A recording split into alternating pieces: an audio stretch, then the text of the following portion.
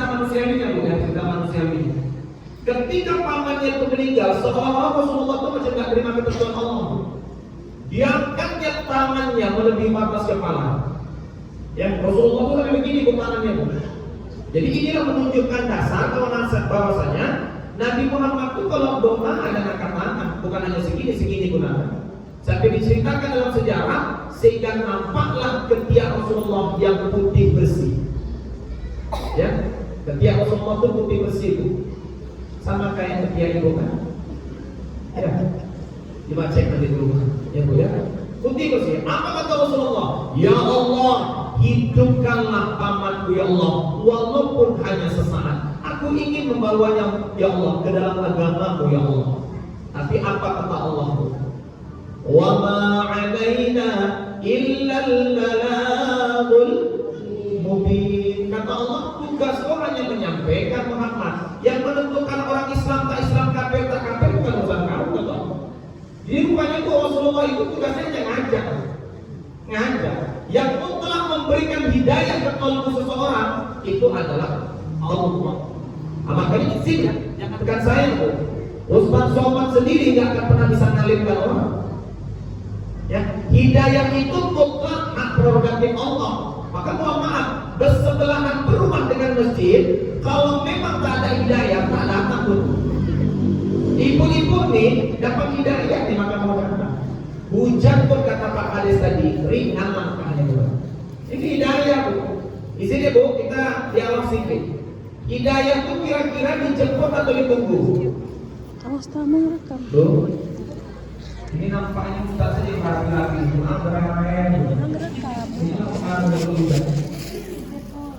Hidayah itu dijemput apa ditunggu?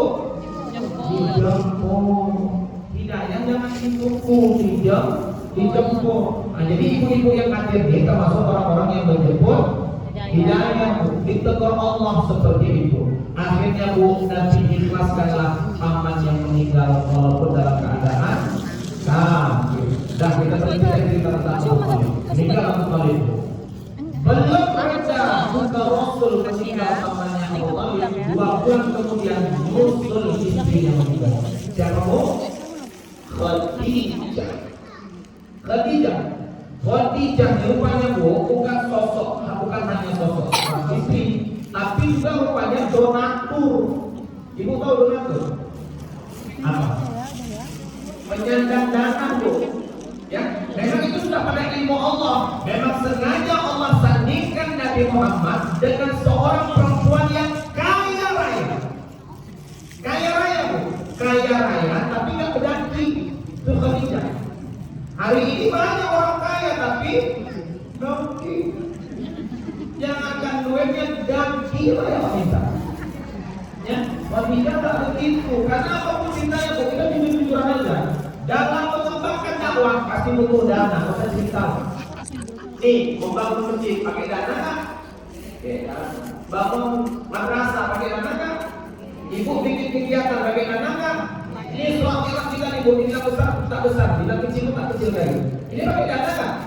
Untuk apa? Ada kan tembak berjuang? Tadi untuk tuli apa air mineral, kan nasi dana kalau layu-layu gitu, baru tak gitu. Yang itu upah, kenapa yang rasanya? Ayah, ada ibu yang saya muliakan, apapun kita ibu pakai dana, nggak bisa nggak pakai dana. Maka Allah Maha tahu disandingkan dengan Khadijah. Datuk kita singkat aja. Rupanya bu, kalau kita baca itu detik-detik kehidupan Khadijah, Khadijah itu pada saat meninggal sedih. Ya, Khadijah pada saat itu mengalami kedinginan yang luar biasa. Memang betul lah lagu bila Islam itu sebut putih ya. Bila Allahil datang memanggil, jasad terkujur di pembalikan, seluruh tubuh akan menggigil, sekujur badan kan kedinginan. Itu orang mati. Nanti kita rasakan tuh. Itu yang dialami Khadijah. Khadijah ini gila. Apa kata Khadijah? Suamiku selimutnya. Sibuk Rasulullah mencari selimut, tapi ternyata selimut pun mereka udah tak punya. Dari orang kaya loh, yang luar biasa kayanya di Mekah, tapi ternyata kain selimut pun udah tak punya. Bayangkan tuh, kenapa bisa tak punya? Asal dapat telur kasih, asal dapat tutup kasih, sehingga sama dia pun tak ada. Itu luar biasanya Khadijah tuh, ya melihat kondisi seperti itu. Rasulullah cari tuh dapatlah kain tadi kain yang tak layak pakai sebenarnya tuh. Kain tadi coba ditutup Rasulullah tubuh Khadijah. Kain tadi ditutup atas nampak bawah, ditarik bawah nampak atas. Nangis Rasulullah, bercucuran air mata. Tapi inilah Khadijah, istri yang luar biasa. Ya, nengok suami nangis tuh, dibangkitkan dia badan istri, dipapan istri di badannya.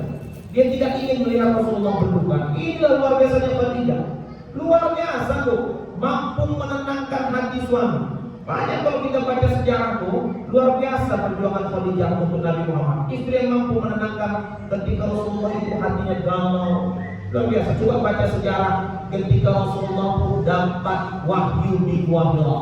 Rasulullah itu dapat wahyu di Gua Hira, pulang wajahnya pucat pasi, ketakutan. Ya, gemetar. Kalau bahasa kita tak berdarah, ketakutan. Begitu Rasulullah pulang, ditengok Khadijah, muka Rasulullah berpucat, tubuhnya dingin, gemetar. Khadijah tak banyak tanya. Ya, istri yang hebat itu, tak banyak tanya. Disuruhnya Rasulullah tidur, diselimutinya, dibuatkannya air hangat, disuruhnya Rasulullah minum, dikusuk-kusukkannya pada Rasulullah. Ketika sudah agak memerah Rasulullah berdarah dan kira-kira wajah itu, barulah ditanya, ya Rasulullah, ya suamiku kenapa? Lalu Rasulullah pun cerita, aku tadi begini. Sepatah Khadijah tak mengatakan, didengarkan Khadijah. Khadijah saat itu menjadi pendengar budiman. Walaupun Khadijah bukan anaknya Pak Budiman. Didengar bu. Ya, setelah selesai bercakap Rasulullah bu, barulah kata Khadijah, la tahzan wa la takhaf ya Rasulullah. Jangan sedih, jangan takut ya Rasulullah. Tak mungkin Allah ingin mencelakai, tak mungkin. Jangan ini kalau rumah paman ya Allah, bin Nawfal. Paman yang bisa jelaskan ini. Ada apa rumahnya? Tuh, tenang ada Rasul. Gak kayak perempuan-perempuan sekarang. Suaminya ada masalah di kerjaan, ceritalah suami. Kode, abang tadi begini. Orang perempuan, makanya kalau kerja itu pakai otak.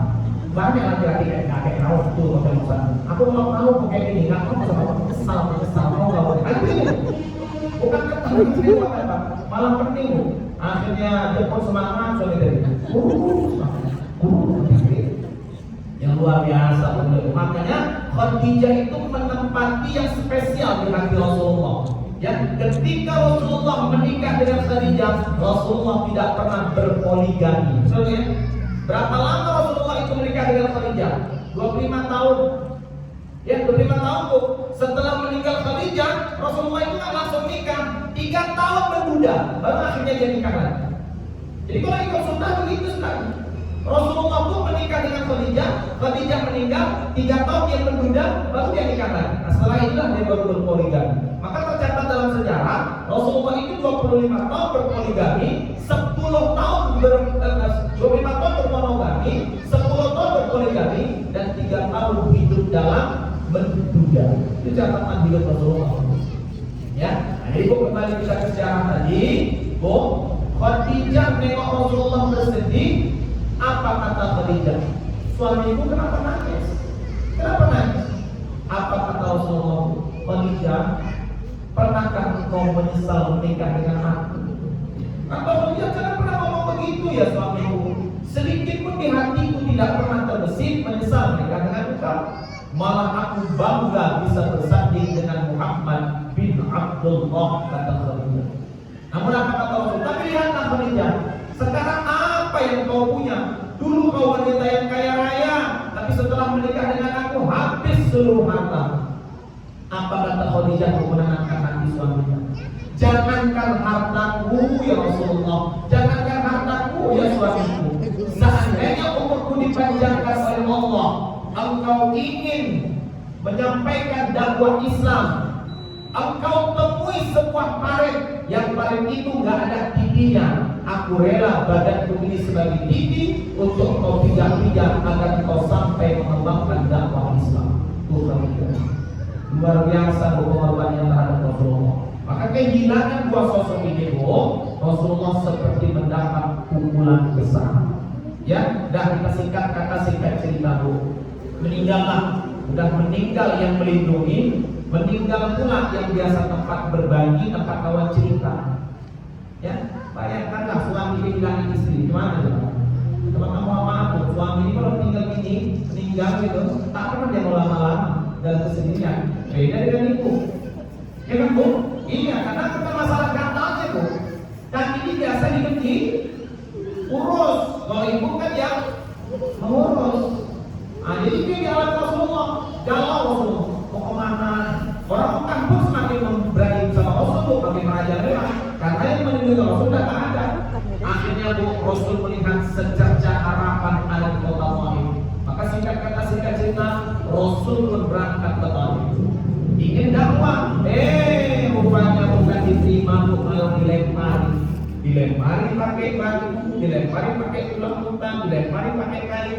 Baca sejarah sampai berdarah tubuh Rasul. Lari Rasulullah menghindari batu yang begitu banyak sampai tercabut punggung kakinya. Ya, berdarah Rasulullah, berondong Rasulullah, bersembunyilah Rasulullah di perkebunan anggur sambil merintih. Ya Allah, tercabut punggung kaki. Ya, apa kata Jibril? Jibril aja yang tingkat malaikat emosi. Apa kata Jibril? Seandainya darahmu itu menetes ke bumi Muhammad, ke tanah untuk menetes, aku angkat itu Jabal Uhud, akan kubenarkan semua kepada penduduk Taif. Itu kata Jibril. Dari sinilah kita tahu bahwasanya Rasulullah itu lebih sabar daripada Jibril. Jibril aja gak sabar Nabi Muhammad. Lalu Rasulullah apa? Sibuk mengelap darahnya supaya jangan menetes gitu. Andai itu kejadian sama saya, Jibril bilang begitu, memang saya tetes karena rasanya bumi. Rasulullah luar biasa. Udah kita singkat tadi Bu. Udah, Rasulullah baliklah ke Mekah. Yang udah berangkat terbayangnya lagi. Balik ke Mekah Bu, dicucinya lukanya di telaga Zam-Zam. Digantinya bajunya di rumah yang sudah berlumuran darah tadi, lalu keluar dia lagi dari rumah, bersandar dia di Hijr Ismail. Yang udah berangkat terbayangnya lagi mana Hijr Ismail, mana telaga Zam-Zam, di mana rumah baginda Rasul. Sudah, saat itulah Allah memerintahkan dua malaikatnya jemput kekasihku Muhammad. Maka Ibu, turunlah dua malaikat mengadakan pembedahan terhadap Rasul. Dibedahlah dada Rasul. Cuma ingat ya Bu, bedah di sini bukan bedah yang makna muhtamat, tapi ini makna mutasyabihat. Maknanya makna kias Bu, jangan dibilang makna sebetulnya. Jadi jangan dibayangkan Nabi Muhammad itu dibedah dadanya kayak mati korban perempuan. Bukan. Jadi jangan berumuran darahnya Muhammad tuh. Naik kurang enggak Bu. Makanya yang dimasukkan benda-bendanya, apa yang dimasukkan ke dalam Rasulullah? Iman. Yang dimasukkan apa? Islam. Yang dimasukkan apa? Ihsan. Ada yang bilang iman dan iman, terserah. Yang penting yang dimasukkan ada bendanya. Di sini saya ada benda iman. Kalau ada benda iman, saya ingin cek hari ini iman saya itu berapa persen? Ada Bu. Kalau ada bendanya iman, enak Bu. Ada isi ulang iman, kan gitu? Tidak. Iman itu nur. Iman itu tak ada bendanya. Ya, jadi Ibu yang saya muliakan, yang dimasukkan aja tak ada bendanya. Nur. Maka pembedahan di situ maknanya apa? Disucikan dada Nabi Muhammad itu. Karena nanti akhirnya perjalanannya bakal ketemu dengan yang maha suci. Tidak mungkin Allah mau menerima kalau kita ini masih kesereman. Itu kira-kira. Contoh, ini jangankan manusia dengan Allah, manusia sama manusia aja begitu. Misal, saya memang belum pernah ke rumah Pak Kades. Ya, misalnya Pak Kades, saya mau ke rumah Pak Kades, naik kereta saya Bu. Tiba-tiba sebelum sampai ke rumah Pak Kades, terjatuhlah saya ke Parepo, habislah belepotan badan saya dengan comberan. Lalu saya ke rumah Pak Kades, Assalamualaikum Pak Kades, Assalamualaikum, Waalaikumsalam kata Pak Kades. Gimana Pak Kades kenalnya sama saya Bu? Kira-kira dalam keadaan saya berselemang comberan tadi, Pak Kades terima nggak saya? Silakan masuk Pak Kades, silakan duduk di kursi saya. Gitu Pak Kades. Kira-kira Pak Kades terima nggak Bu? Saya yang berselemang dengan comberan tadi untuk masuk ke rumah, untuk duduk di kursi dia. Diterima nggak? Enggak. Disuruhnya ngapain saya Bu? Pak, udah ada. Bapak di belakang, itu kamar kayak gitu Bu. Atau disiapkannya air 2 ember, disuruh saya bersih-bersih dulu. Tidak mungkin dipersilakannya saya masuk duduk di kursi dia sementara saya di Sleman. Itu kita sama kita Bu, begitu. Apalagi kita dengan Allah. Allah tidak akan pernah mampu menerima kita kalau kita senantiasa dalam keadaan kotor. Makanya mohon maaf, sampai titik ini kenapa kita kok nggak bisa juga bermakrifat kepada Allah ya? Karena kita masih kotor. Kalau kita masih banyak dosa Bu. Di hati kita ini masih ada ria, ujub, sombong, takabur, khianat, dengki. Kan begitu ya kan Bu? Iya, sosok suci. Iya kan? Masih ada kadang-kadang nengok tetangga beli kompor, awalnya kepanasan. Masih ada begitu Bu. Nengok tetangga beli AC, awalnya kedinginan. Nengok tetangga beli mobil, awalnya sesak napas. Nengok tetangga bangun rumah, awalnya jantungan. Nengok tetangga kawin lagi, awalnya meninggalkan tahu dulu mama. Tahu bilang, itu kadang-kadang masih ada di hati kita yang begitu. Makanya Allah berat membuka hijabnya kepada kita. Makanya itu maksudnya Bu, disucikan dulu dalam Rasulullah.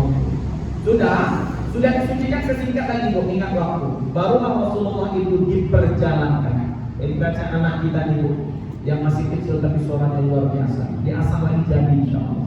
Ya, minal masjidil haram ilal masjidil aqsa. Itu namanya Isra. Isra Mi'raj adalah dua perjalanan yang berbeda. Ya, dua perjalanan yang berbeda. Isra itu begini, Mi'raj begini. Nah, Isra dulu kita ceritakan. Isra dari Haram ke Aqsa. Izin saya Bu, di mana Masjidil Haram? Bu, di mana Masjidil Haram? Mekah. Ke Masjidil Aqsa. Di mana Masjidil Aqsa? Palestina. Mekah, Palestina. Naik apa Rasul? Buraq. Apa itu buraq? Binatang. Binatang dari mana? Surga. Buraq itu bentuknya macam mana deh? Diceritakan dalam kitab perjalanan Isra Mi'raj, bentuknya lebih kecil dari kuda, lebih besar daripada keledai. Ibu tahu keledai? Yang buat tempe itu? Hah? Oh masih nyambung. Pikir kan nyambung. Kalau udah diam aja bukan nyambung. Kalau dia masih ada respon nyambung berarti. Dah Bu.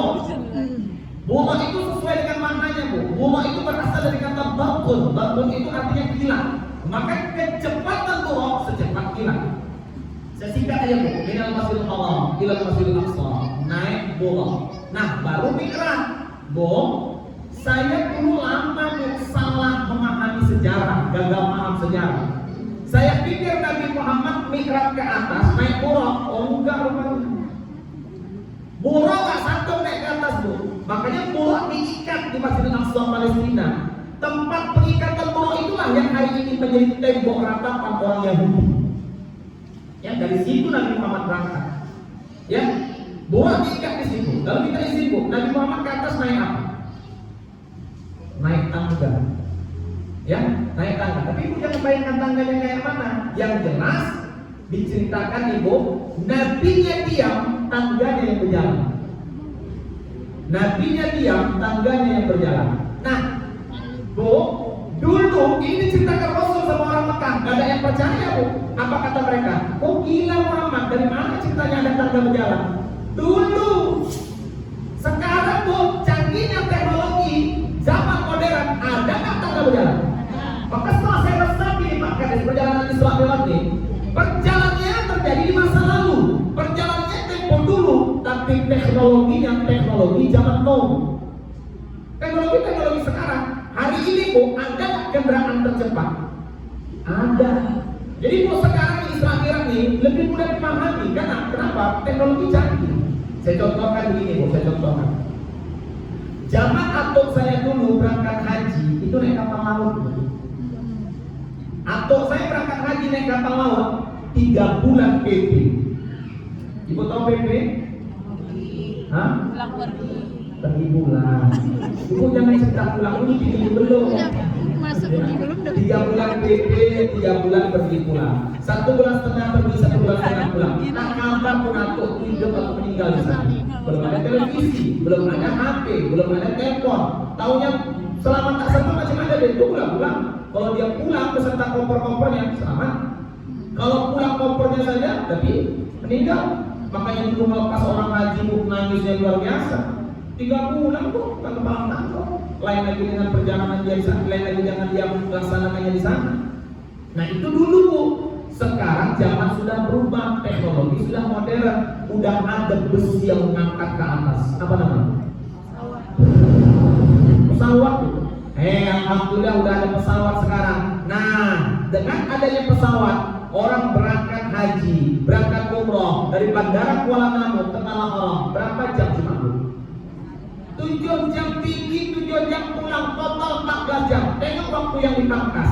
Dari 3 bulan hanya menjadi 14 jam. Sama buat dengan Rasulullah dulu. Ya, dulu orang mikirnya karena kan nggak ada kendaraan cepat. Sekarang berlomba-lomba orang bikin kendaraan cepat. Itulah kira-kira. Ya, itulah dia kira-kira. Sama, dulu tak ada tangga berjalan, sekarang ada kan? Ada. Ibu pernah naik? Apa namanya itu? Eskalator. Di mana ibu jumpa? Itu pernah kembali. Nah, itulah kira-kira yang naik Rasul bu. Nah makanya saya bilang hari ini mohon maaf ya, jangan kalau orang Islam orang kafir dan beriman ibu. Oh iya betul orang mampu naik kendaraan cepat namanya umroh. Hari ini kan ada kendaraan cepat, kereta api cepat ada, pesawat cepat ada, kereta cepat ada, iya kan bu? Iya mahal, cepat ada. Cepat lah sampai koyak-koyak berisi komen bu. Iya bu. Ya, kendaraan cepat sekarang udah ada, makin terbuka otak orang bu. Maka kalau andainya hari ini lah terjadi sesuatu orang kita nggak heran. Tapi ini dulu teknologi belum canggih. Nah, itu makanya perlu pakai iman memahaminya dulu. Ya, jadi bu kita singkat saja. Jadi ibu yang saya muliakan, Nabi Muhammad menggunakan tangga berjalan tadi. Nabinya diam, tangganya berjalan. Menembus berapa langit bu? Ibu kok tahu langit 7? Udah pernah main-main ke langit? Yang bilang Allah sab'a samawat, 7 lapis langit ditembus Rasul. Naik ke langit pertama. Jumpa siapa? Ulang-ulang sejarahnya. Jumpa siapa? Nabi Adam. Rupanya Nabi Adam berada di langit pertama. Ya. Ini jangan ibu bilang saya sombong ya bu ya. Bu. Halo. Bu yang sana. Jangan bilang saya sombong ya bu. Rupanya bu, saya ini keturunan Nabi Adam. Ya, jangan bilang saya sombong. Saya ini keturunan Nabi Adam. Ya bu? Ibu juga? Kalau ibu tak boleh sombong. Nabi Adam itu bu, saya baca di kitab Qasasul Anbiya, kemudian baca di kitab Ibnu Katsir, tingginya 60 hasta. 60 hasta itu berapa? Di 30 meter. Tinggi Nabi Adam 30 meter, lebar badannya 3,5 meter. Itulah Nabi Adam. Ya, jadi bu pikir aja lah kemana kira-kira. Dan ini bu, nanti kalau kita masuk surga, amin, amin ya bu. Nanti kita kalau masuk surga, jasad kita akan disamakan seperti jasad Nabi Adam. Jadi tidak ada penduduk surga itu yang konten-konten kayak ini. Semua penduduk surga ditinggikan setinggi 30 meter. Ceritanya silakan buka di tafsir Ibnu Katsir. Bisa diceritakan. Ya, maka mau saya heran kalau buah tinggal kita petik nggak perlu aja, nggak perlu jolong-jolong lagi. Itu Nabi Adam. Dah sesingkat ingat waktu. Naik ke langit kedua. Jumpa siapa? Jumpa 2 nabi, Yahya dan Isa.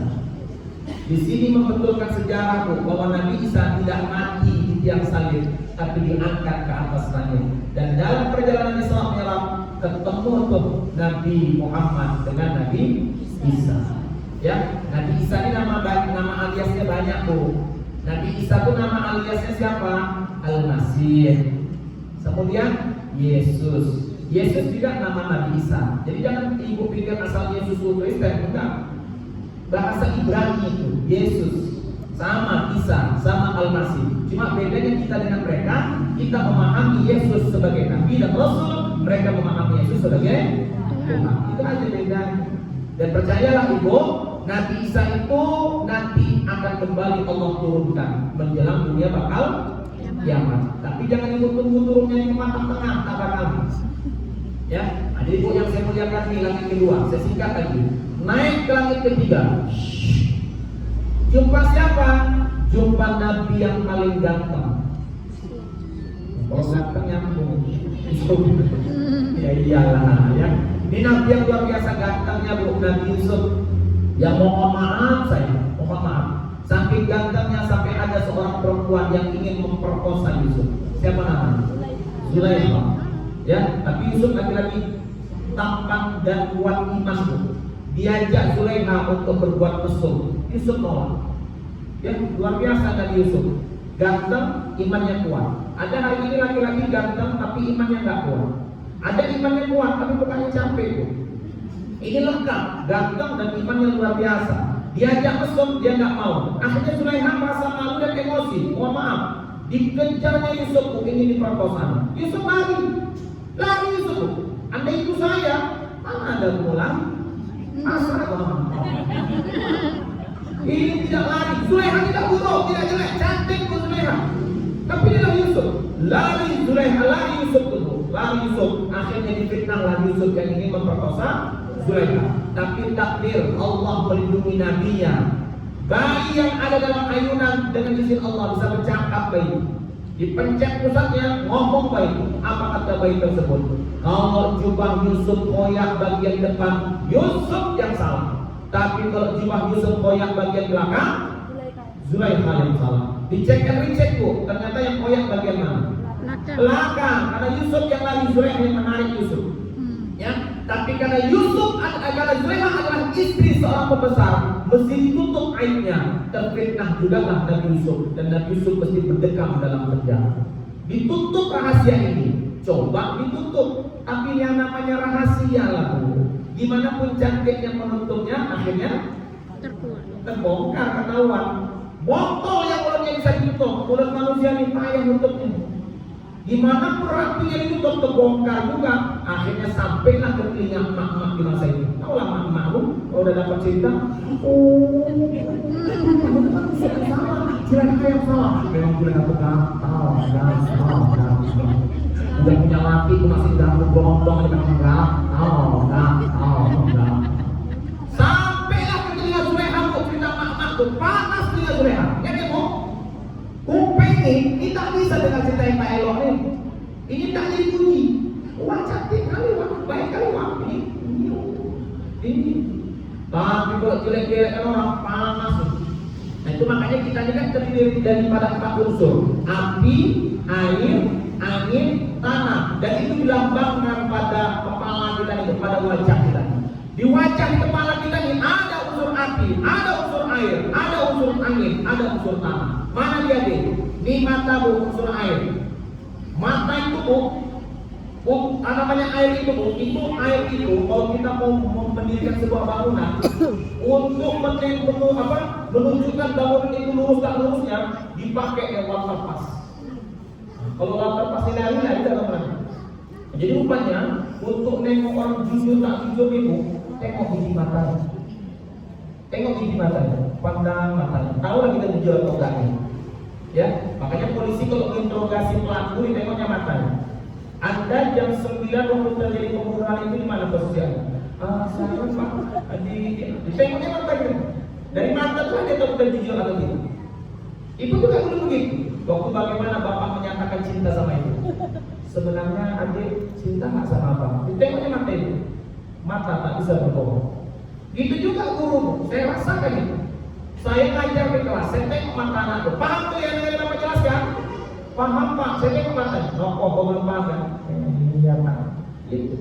Sama kayak ibu, dari matanya aku tahu mana yang udah ngantuk, mana yang belum.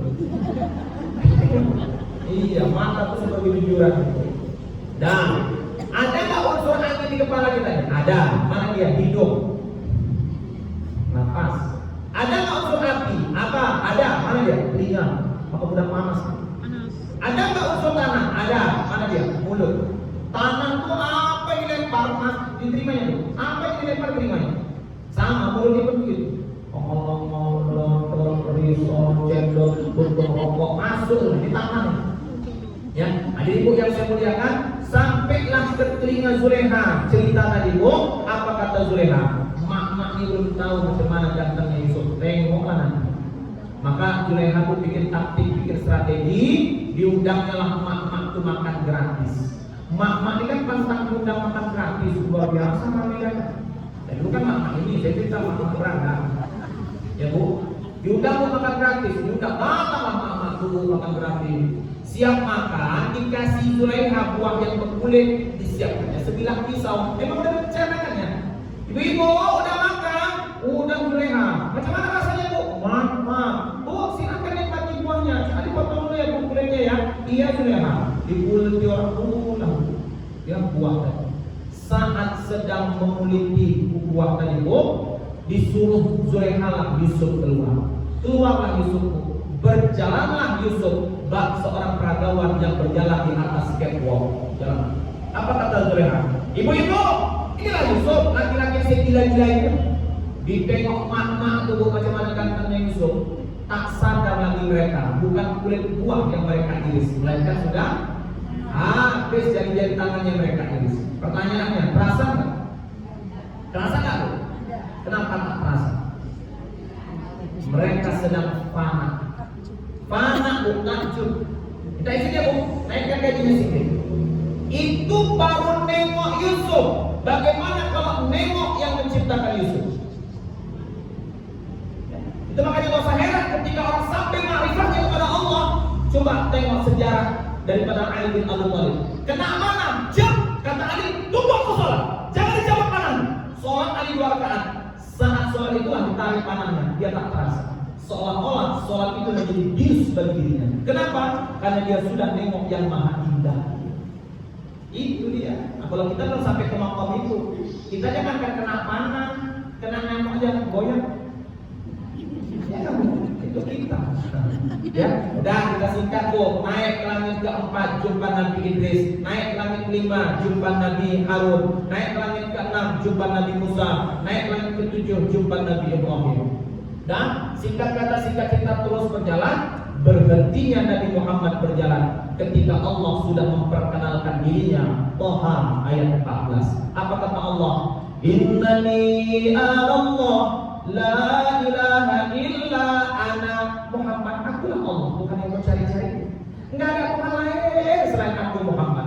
Nabi Muhammad mendengar kalam Allah seperti ini Bu, langsung bersujud. Apa kata Allah? Angkat kepalamu ya Muhammad. Diangkat Rasulullah kepalanya. Apa kata Rasulullah? At-tahiyyatul mubarakatus salawatut thayyibatu lillah. Inilah dia dialog antara Muhammad dan Allah. Hamba memujizat. Apa kata Rasulullah Bu? Segala keberkahan, segala kemuliaan, segala kehebatan, pokoknya untukmu lah ya Allah. Rasul sedang memuji Allah.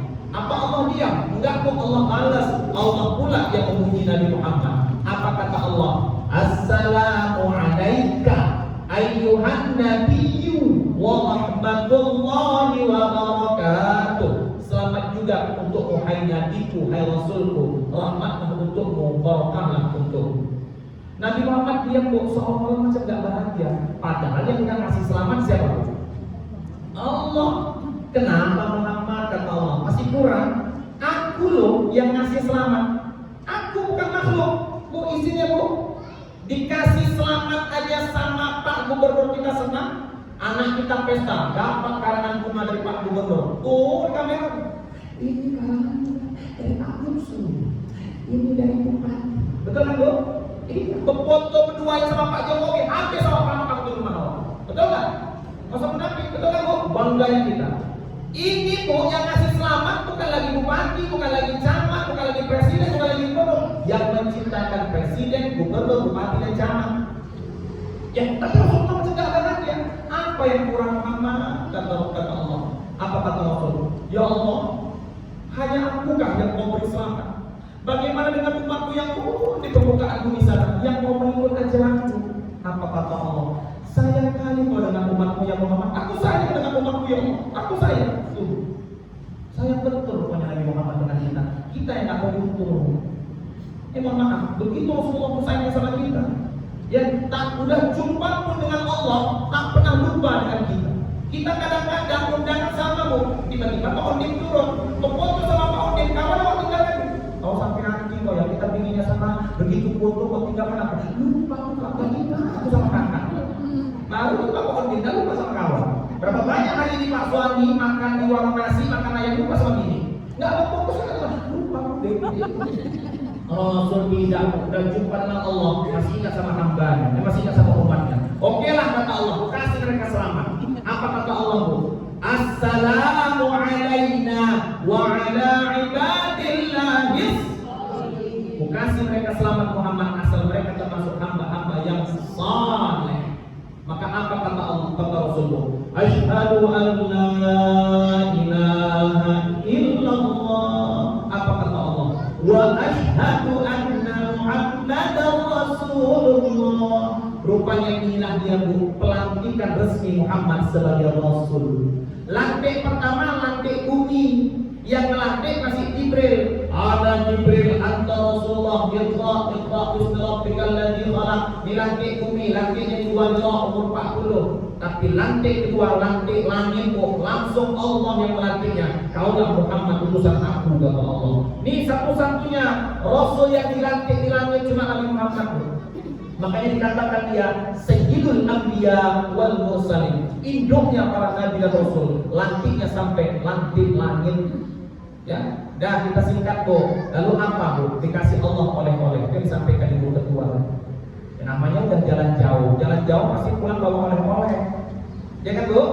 Wah dari mana wah? Dari Aceh. Berapa kali wah di Aceh? Ada 1000. Oh iya enaknya wah 1000 di Aceh. Tempat siapa wah? Tempat anak, kan di sana. Jalan